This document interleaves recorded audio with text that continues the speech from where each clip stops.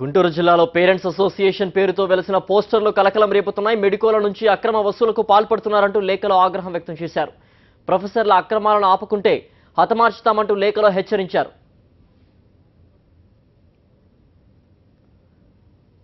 పూర్తి వివరాలు మా కరెస్పాండెంట్ రవీంద్ర రెడ్డి తెలుసుకున్నారు. రవీంద్ర, చెప్పండి. ప్రొఫెసర్లను నరుకుతామంటూ, అక్రమ వసూలు ఆపకపోతే నరుకుతామంటూ కూడా పోస్టర్లు వెలిసిన సంగతి చూస్తున్నాం. మనం దీనికి సంబంధించి కూడా యాజమాన్యం ఏమంటున్నాయి, అలాగే విద్యార్థి సంఘాలు ఏమైనా స్పందించాయా?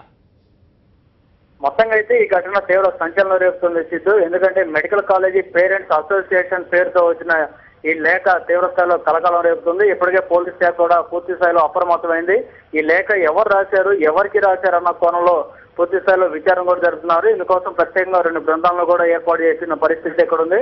ముఖ్యంగా ఆ లేఖలో అటు జిల్లా కలెక్టర్ తో పాటు పోలీసు ఉన్నతాధికారులకు, అలాగే ముఖ్యమంత్రి చంద్రబాబు, అలాగే వైద్యారోగ్య శాఖ మంత్రి కామినేని శ్రీనివాసరావు కూడా ఈ లేఖ రాశారు. దాంతో పాటు మొత్తం మీడియాకు కూడా ఈ లేఖలను పంపించడం జరిగింది. ఈ లేఖలో చాలా స్పష్టంగా చెప్పారు, మెడికల్ కాలేజీలో హెచ్ఓడీలు వేధింపులు చాలా తీవ్ర స్థాయిలో ఉన్నాయి.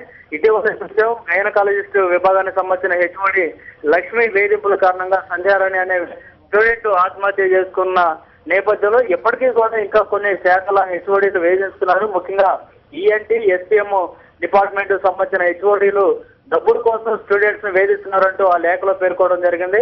ముఖ్యంగా రేపు ఫిబ్రవరిలో జరగబోతున్న ఫైనల్ ఎగ్జామ్స్ సంబంధించి ఇప్పటికే ప్రాక్టికల్ ఎగ్జామ్స్ కూడా పూర్తయినాయి కాబట్టి ఆ ప్రాక్టికల్ ఎగ్జామ్స్ పాస్ చేయాలంటే ఖచ్చితంగా 5,000 నుంచి 10,000 రూపాయల వరకు డబ్బులు ఇవ్వాల్సిందేనంటూ ఈ 2 డిపార్ట్మెంట్ సంబంధించిన హెచ్ఓడీలు వేధిస్తున్నారు. తమ లీడర్స్ ఎవరైతే ఉన్నారో స్టూడెంట్స్ విభాగానికి సంబంధించిన లీడర్స్ ద్వారా ఈ వసూలు కార్యక్రమాన్ని చేపట్టారనేది ఈ లేఖలో చాలా స్పష్టంగా పేర్కోవడం జరిగింది. ఇప్పటికే రాజకీయ నాయకుల పిల్లలు, అట్లాగే ఉన్నతాధికారుల పిల్లలకు మాత్రం మినహాయించారు. కేవలం నిరుపేదల పిల్లల్ని టార్గెట్ గా చేసుకుని ఈ వసూలు కార్యక్రమం చేస్తున్నారు. ఎక్కడి నుంచి తీసుకురావాలి ఎంత డబ్బు అని చెప్పి ఆ లేఖలో పేర్కొనడంతో పాటు ఎక్కడైనా వసూళ్లను ఆపకపోతే మాత్రం ఖచ్చితంగా వారిని హతమారుస్తాము, నచ్చి చంపుతామంటూ కూడా చాలా స్పష్టంగా అందులో రాయడం జరిగింది. దీంతో ఇవే లేఖలు ఇటు పోలీసు ఉన్నతాధికారులు కూడా వచ్చినట్టుగా సమాచారం అందుతుంది. దీని మీద జిల్లా అధికారిని, మన పోలీసు అధికారిని ప్రశ్నించినప్పుడు మాకు కూడా ఈ లెటర్లు వచ్చాయి, దీని మీద విచారణ జరుపుతున్నాం అంటూ చెప్పడం జరిగింది.